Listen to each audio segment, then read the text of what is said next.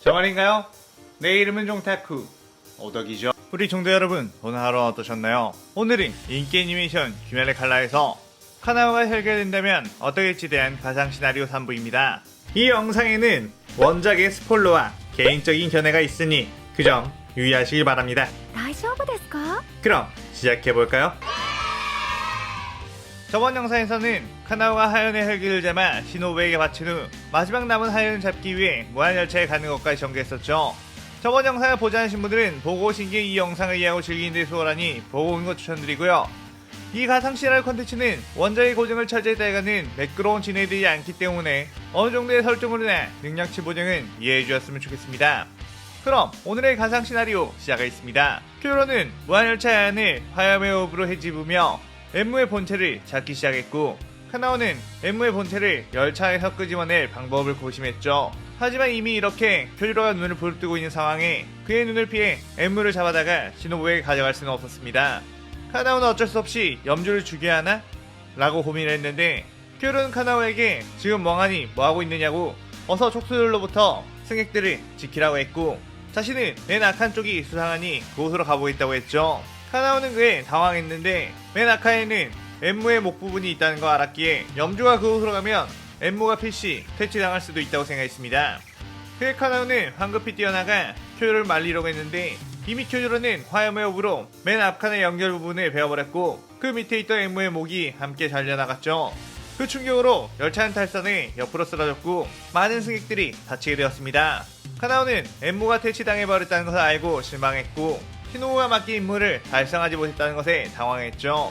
쿄로는 카나오에게 덕분에 엠무를 퇴치할 수 있었다고 훌륭했다고 칭찬했는데 카나오는 왠지 모르게 살짝 뾰루퉁한 느낌이었습니다. 그렇게 이 임무가 다 끝나나 싶어 안심을 했는데 카나오는 멀리서부터 느껴지는 어떤 귀기에 소름이 돋았고 쿄조로 역시 그 귀기를 느꼈는지 그쪽을 바라봤죠. 그곳에는 눈에 상현상의 표식이 있는 아카자가 있었고 단숨에 접해 그들 앞에 도착했습니다. 쿄로는 카나오에게 이자는 위험하니 너는 물러나 있으라고 자신이 상대하겠다고 했죠. 아카야는 여자 기살대원이 있는 건 아쉽지만 너는 충분히 나를 재밌게 해줄 것 같구나 라고 하며 그대로 쿄조로에게 뛰어들어 공격을 했습니다. 그렇게 시작된 쿄조로와 아카자의 치열한 홍방전. 카나오는 둘의 실력을 보고 지금 엇비슷하게 싸우고 있는 것 같아도 시간이 지나면 염주가 패배할 것이라는 걸 알았죠. 쿄조로는 자신이 여기서 패배하게 되면 카나오까지 이 혈기에게 죽을 거란 생각에 혼신의 힘을 다해 몰아붙였고 아카야는 그런 쿄조의 싸움을 즐기며 자신도 점점 전투력을 끌어올리게 되었습니다.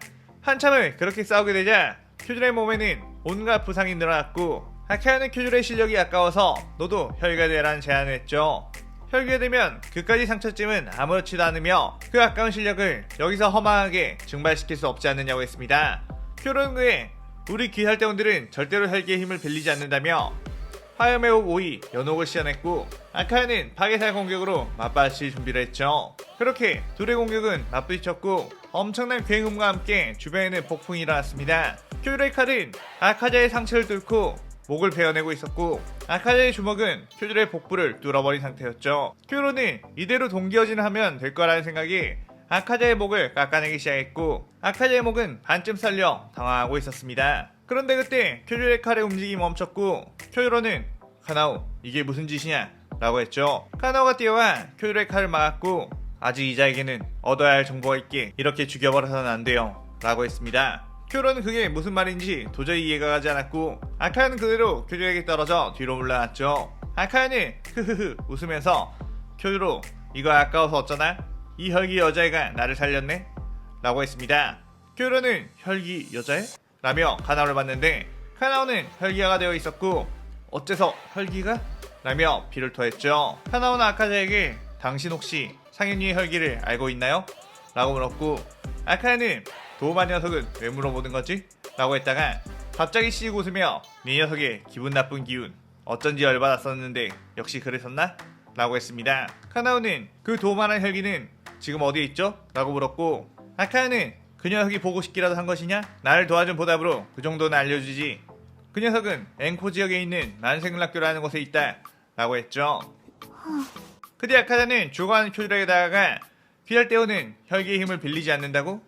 여기 이렇게 떡하니 혈기인 귀살대원이 있는데? 라며 조롱했고 마지막으로 혈기가 될 기회를 주겠다고 했습니다.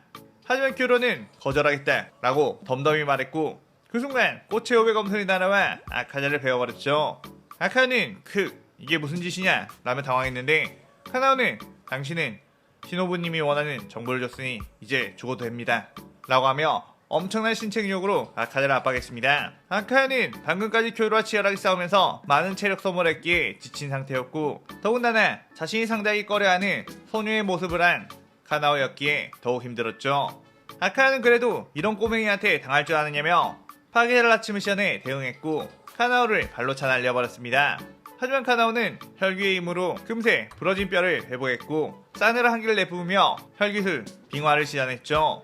카나오의 주변에는 얼음으로 된 벚꽃들이 흩날렸고 카나오의 꽃의 호흡 검술에 따라 그 꽃들이 상대를 향해 따라가 날카롭게 베어버렸습니다. 아카자는 파괴할 아침으로 그 공격들을 파괴하려고 했지만 너무 많은 얼음꽃들이 덮쳐와 전부 다 피할 수가 없었고 그 꽃들을 주먹의 풍압으로 날려버리는 게 한계였죠. 하지만 그런 틈에 카나오는 아카자의 뒤로 접근해 몸 곳곳을 베어버렸고 아카자는 이렇게 또 지는 거냐며 부들거렸습니다.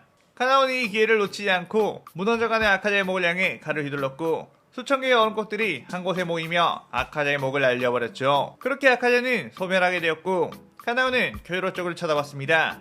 쿄이로는 카나오에게 상일삼의 혈기를 잡은 것은 귀할때에게 아주 큰 성과야. 비록 넌 혈기의 힘을 빌리긴 했지만 훌륭한 일을 했다 라고 했죠. 카나오는 시노부님을 위해서라면 어떤 일도 할 수 있습니다 라고 답했고 쿄이로는 그래 그녀를 잘 도와주거라 라고 하며 눈을 감게 되었습니다. 그렇게 무한열차 임무에서는 쿄이로의 활약으로 하연일 상현삼의 혈기를 되찾지만 그는 끝내 전사했다고 보고가 되었고 카나오는 따로 시노부에게 가서 상현이의 혈기에 대한 단서를 잡아냈다고 했죠. 시노부는 그에 정말 잘했다고 드디어 언니의 원수를 갚을 수 있겠다고 했습니다. 그렇게 어느 정도의 준비를 마친 후 시노부와 카나오는 만생은학교 회당에 찾아가게 되었고 다짜고짜 교주님을 만나려고 하는 이들을 신도들이 막아섰지만 이미 분노에 마음이 사로잡힌 시노부는 그들을 발로 차버리며 도우마가 있는 방에 쳐들어갔죠. 그곳에서는 도우마가 여자들의 시체를 먹고 있었고 오 결국에 찾아왔구나 라고 했습니다. 시노부는 도우마를 보자마자 벌레호흡을 사용해 공격했고 도우마는 왜 이렇게 급하냐고 천천히 재회를 음미하자고 하며 시노부를 뿌리친 후 독을 소화해버렸죠. 그의 카나오 역시 곧바로 혈기가 된 후 도우마에게 뛰어가 꽃채로 공격을 했는데 도우마는 카나오의 실력을 놀라며 이거 참 기가 막힌다며 결국 혈기가 되어버린 거냐고 반가워했습니다. 시노부는 도우마의 말들과 반응해서 뭔가 위화감을 느꼈지만 우선 복수를 해야 한다는 생각에 자신에게 잠깐 동안 혈기가 된 약을 투여한 후 도우마를 공개했죠. 도우마는 요즘 귀할대 검사들은 이렇게 혈기의 능력을 사용하느냐며 신기했는데 이윽고 빠르게 시노부에 접근해 그녀를 날려버렸습니다. 시노부는 압도적인 도우마의 실력에 자신은 혈기가 되어도 이기지 못하는 건가 싶었는데 도우마가 시노부에게 너 같은 평범한 인간들은 그런 식으로 혈기가 되어봤자 소용없다고 했죠. 그때 카나오가 혈기술 빙하를 시전해 도우마에게 뿌렸는데 도우마는 얼음 혈기술로 그 얼음꽃들을 막아냈고 행복하다는 듯이 웃기 시작했습니다. 혈기술까지 나를 닮았네? 이거 참 훌륭하구나 내 딸아 라고 했죠. 시노부는 그게 무슨 소리냐며 깜짝 놀랐고 카나오는 그 말에도 아무런 미동도 없이 계속해서 도우마를 공격했습니다. 도우마는 카나오의 공격을 막아내며 아 너네는 그것도 모르고 이 아이를 거둬들인 것인가? 하긴 인간의 눈으로는 쉽게 파악할 수 없었겠지. 이 아이는 나와 인간의 사이에서 태어난 아이야 라고 했죠. 카나오의 엄마는 원래 만생은학교의 신도로 희귀혈을 가진 여자였는데 희귀혈에 끌리게 된 도우마가 그녀를 유혹했고 그녀는 도우마의 아이를 임신하게 되었습니다. 본디 인간은 혈기의 아이를 임신하면 곧바로 죽게 되었지만 희귀혈 덕분인지 임신이 유죄가 되었죠. 하지만 그녀는 도우마가 인간을 잡아먹는 혈기라는 것을 안 뒤에 만생은학교를 빠져나와 도망갔고 카나오를 낳게 된 것이었습니다. 그래야 그녀는 혈기의 피가 섞인 자신의 딸을 혐오하며 죽이려고 했었던 거였죠. 어린 시절 카나오는 혈기의 능력은 발현되지 않았지만 남들보다 훨씬 뛰어난 감각을 특히 시각 쪽은 압도적인 능력을 지녔던 이유가 바로 그것 때문이었습니다. 그렇게 도우마가 나비 어택을 습격했을 때 카나오와 도우마는 서로를 보고선 자신의 핏줄임을 한눈에 알아봤고 도우마는 그녀에게 반가워 내 딸이라고 말했기에 그날 카나오는 충격에 주저앉아 버렸었죠. 시노부는 보통 인간에게는 아무리 주입해도 되지 않았던 자유자재의 혈기아의 이유가 카나오가 혈기의 아이였기에 가능했다는 것에 충격을 받았고 하필 자신의 가족과도 다름없는 카나오가 자신의 언니를 죽인 혈기의 딸이라는 것에 패닉 상태가 되어버렸습니다. 도우마는 자 이제 어떻게 할 셈이지? 이렇게 혈기 능력도 발현한 김에 아빠와 함께 살지 않으련? 라고 했고 카나오는 닥쳐 내 가족은 코초 언니들 뿐이야 라고 하며 코체오의 검술을 사용해 도마에게 뛰어와 도마의 온몸을 베어버렸죠. 카나오의 얼음꽃이 2차로 날아가 도마의 온몸을 꽁꽁 얼려버렸고 도마는 방어할 수단이 없는 상태가 되어버렸습니다. 카나오는 카나의 언니 원수 죽어버려 라고 하며 도마의 목을 향해 칼을 휘둘렀고 도마는 피할 수가 없었죠.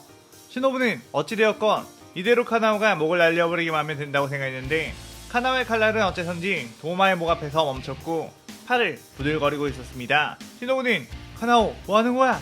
빨리 베어버려 라고 소리쳤고 카나오는 다시 꽃의 호흡을 사용해 도마의 목을 향해 칼을 휘둘렀는데 또다시 목 앞에서 멈춰버렸죠.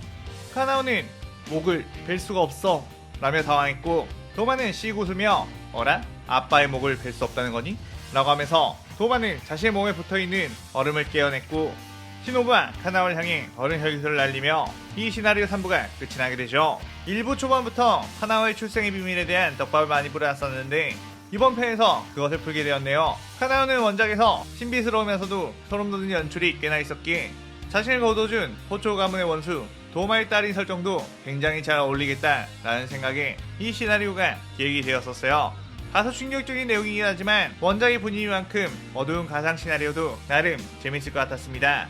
오늘 가상 시나리오에 대한 감상평 많이 남겨주시고 다음 시나리오 4부도 많은 기대 부탁드려요. 오늘 영상 즐겁게 보셨다면 구독, 좋아요, 알림 설정 누르는 거 잊지 마시고요. 그럼 오늘은 이만 사요나라. 사요나라.